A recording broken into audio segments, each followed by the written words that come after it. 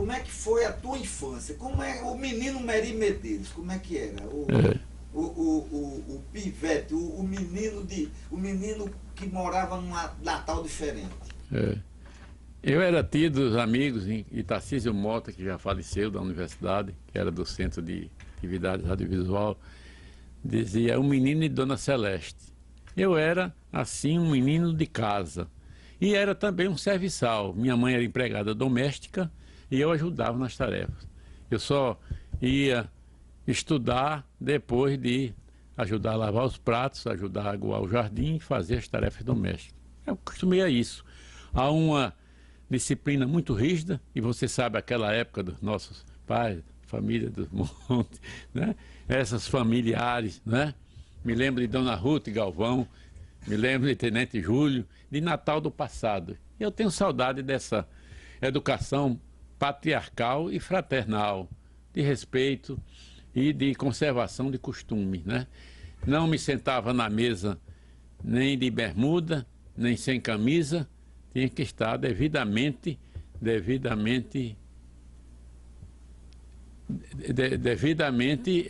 uniformizado, de calça e camisa, para que o momento da refeição era um momento solene. Então essa lembrança. Eu discordava apenas do hábito, vamos dizer, muito enérgico da família Siqueira. Eram pessoas muito enérgicas no seu tratar e também no comportamento. Viu?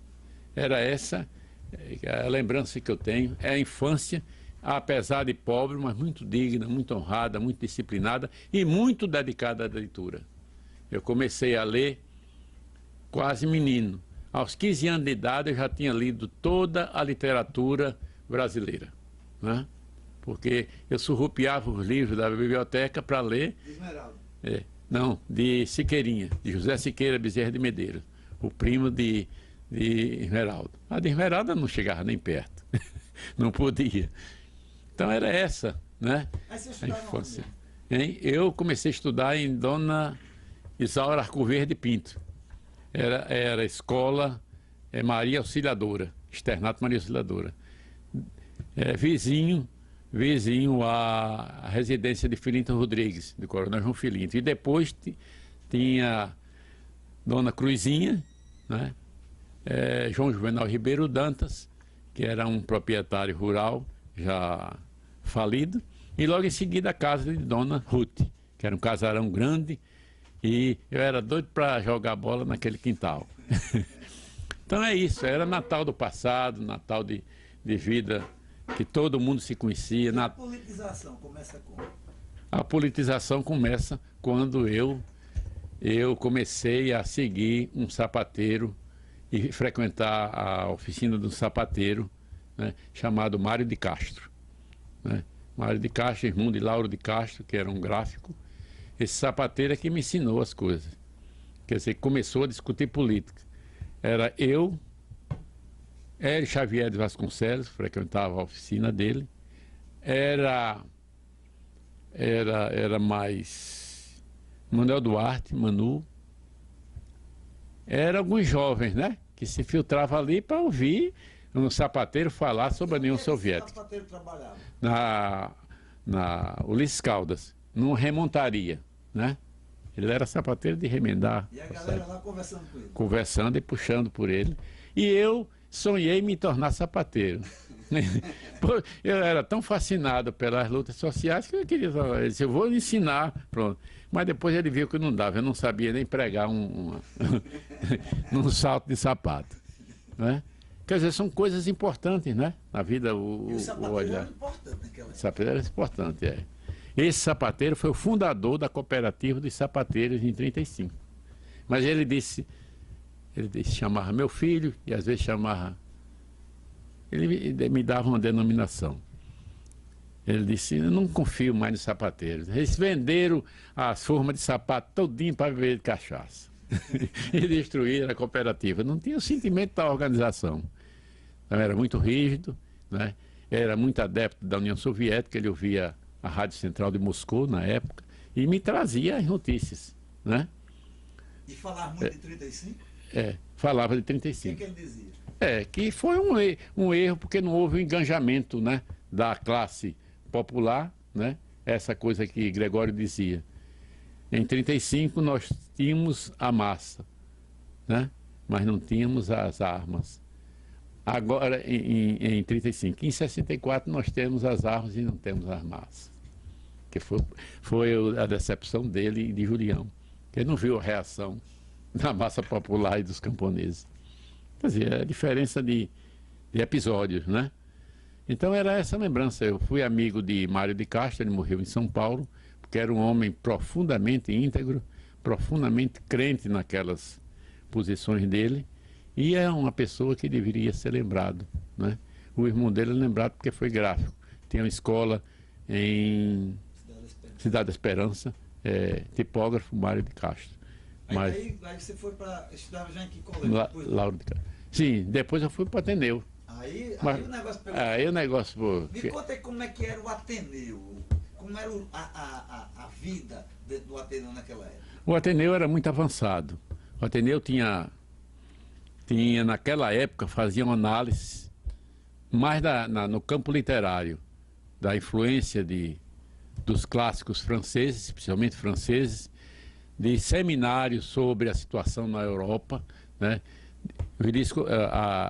Os preletores eram Floriano Cavalcanti, sempre com a posição dele de conservadorismo, de Moacir de Góes, sempre avançada, de Esmeraldo Siqueira, dogmática, né, sobre a literatura, de Álvaro Furtado, eram os grandes mestres, porque por não existir universidade, o Ateneu era o centro.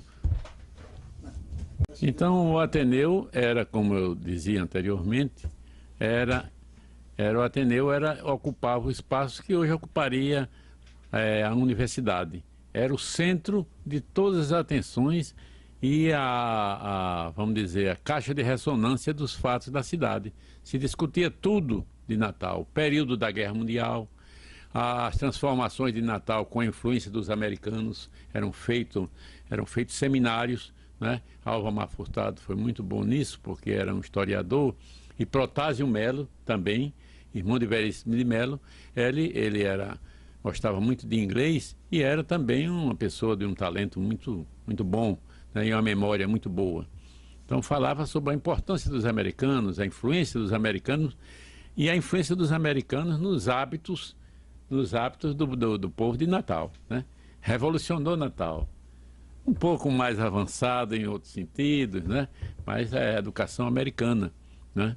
Então, o Ateneu se tornou o foco de todas as atenções e o centro também de discussão do período da Revolução Francesa, a influência dos autores franceses, a importância da Segunda Guerra, né? E até as teorias dos grandes escritores brasileiros se discutia através de seminários. Eu me lembro muito bem que eu participei de uma exposição de Moacir de Góes sobre a interpretação política da abolição dos escravos. E eu fiz e foi exposta lá no hall do Ateneu, naquela salão dos professores. Eu me parece terei o segundo lugar. Que a escravatura ela foi abolida não pela vontade do poder, ela foi fruto das lutas sociais para um tema excelente, que eu escrevi, coisa muito grande mesmo. Eu até fiquei fascinado com a minha capacidade de escrever. Eu fiz a interpretação política da escravatura. Então era esse o ambiente do Ateneu, se discutia as grandes questões. Isso você com uns 15, 16 anos? 16 anos, né? Então, porque era estimulado, né? Havia um diretório chamado Celestino Pimentel, que era o centro das atividades culturais estudantis, e também uma biblioteca muito boa, e que eu li quase todo o material da literatura brasileira, né? O bibliotecário chamava-se Sérgio Santiago, pai de duas professoras, uma pessoa muito antiga. Eram homens muito devotados da leitura. Então era o centro, né? Era o centro da cultura, centro das discussões, né? Porque os estudantes se interessavam, né? O esporte também era uma parte disso. Djalma Maranhão era professor de educação física e de jiu-jitsu, que ele lutava também, né? Então era um paraíso, né? Pelo cenário dos protagonistas. Então era esse o Ateneu da minha época, né?